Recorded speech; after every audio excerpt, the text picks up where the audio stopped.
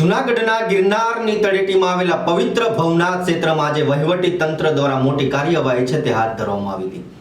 ત્યારે મહાશિવરાત્રીના મેળા પહેલા સુદર્શન તળાવ પાસેના ગેરકાયદેસર દબાણો દૂર કરવામાં આવ્યા, પરંતુ આ દરમિયાન જે દ્રશ્યો સામે આવ્યા તેણે પોલીસને પણ ચોંકાવી દીધી છે।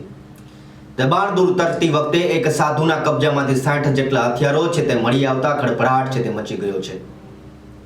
ત્યારે આગામી મહાશિવરાત્રીના મેળાને ધ્યાનમાં રાખીને તંત્ર દ્વારા સુદર્શન તળાવની આસપાસની ગેરકાયદેસર જગ્યાઓ પર ડિમોલિશનની કામગીરી છે તે શરૂ કરવામાં આવી હતી।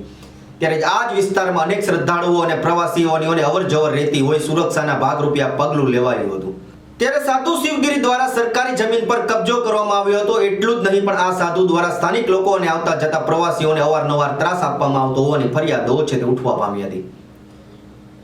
જ્યારે તંત્રનું બુલડોઝર સાધુના ગેરકાયદેસર ઘર પર ચાલ્યું ત્યારે તપાસ દરમિયાન અંદરથી એક બે નહીં પણ કુલ 60 જેટલા હથિયારો છે તે મળી આવ્યા હતા, કે જેમાં તલવારો, છરીઓ અને અન્ય ઘાતક હથિયારોનો સમાવેશ થાય છે। ત્યારે આટલી મોટી સંખ્યામાં હથિયારો મળી આવતા જૂનાગઢ પોલીસે તાત્કાલિક હથિયારોનો કબજો લીધો છે।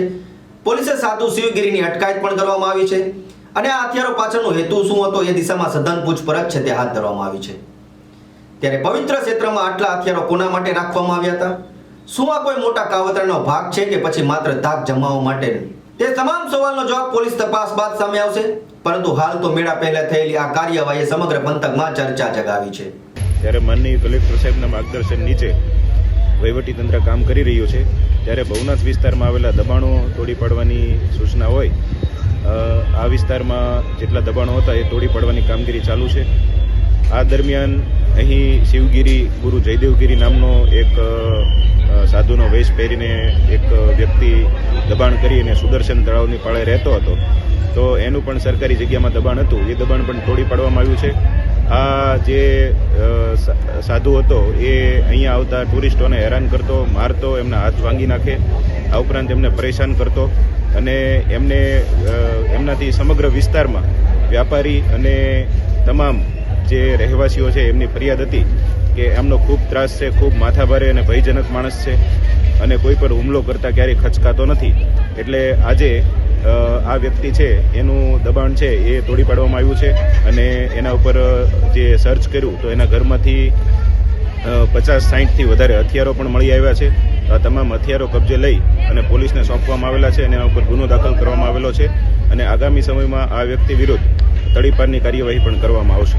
આગામી મહાશિવરાત્રિના મેળાને લઈ ભવનાથ વિસ્તારમાં એસડીએમસીની અધ્યક્ષતામાં જે ગેરકાયદેસર દબાણો જે થયેલા છે તેને દૂર કરવાની ઝુંબેશના ભાગરૂપે ગઈકાલે સાંજના સમયે સુદર્શન તળાવ પાસે ભવનાથમાં આવતા શ્રદ્ધાળુઓ મારફતે પણ ફરિયાદ મળેલી કે અહીંયા એક શિવગીરી ગુરુ જયદેવગીરી મહારાજ, તેમનો શિષ્ય આ શિવગીરી છે તે કેટલાક શ્રદ્ધાળુઓને પણ હેરાન કરે છે અને તેમનું જે બાંધકામ છે તે ગેરકાયદેસર સરકારી જગ્યામાં કરવામાં આવેલું છે। આ ફરિયાદના આધારે એસડીએમ સાહેબની અધ્યક્ષતામાં ભવનાથ પીએ અને તેમની ટીમને સાથે રાખી અને ત્યાં ચેક કરવામાં આવેલું તો તેમને ત્યાંથી મોટા પ્રમાણમાં ધારિયા, તલવારો, કુહાડી એવા હથિયારો મળી આવેલા છે। આને ધ્યાને રાખીને ભવનાથ પોલીસ સ્ટેશનમાં જીપી એક્ટ 135 મુજબ જાહેરનામા ભંગનો ગુનો દાખલ કરવામાં આવેલો છે। તેમજ આ જે આરોપી છે તે ગુનાહિત ઇતિહાસ ધરાવે છે, અગાઉ પણ તેના વિરુદ્ધ 360 દાખલ થયેલી છે, સાથે સાથે મારામારીના પણ ગુનાઓ દાખલ થયેલા છે અને કેટલીક નાની ફરિયાદો પણ તેના વિરુદ્ધ આવતી રહેશે। અગાઉ પણ તેને ભવનાથ વિસ્તારમાંથી તડીપાર કરવામાં આવેલો છે।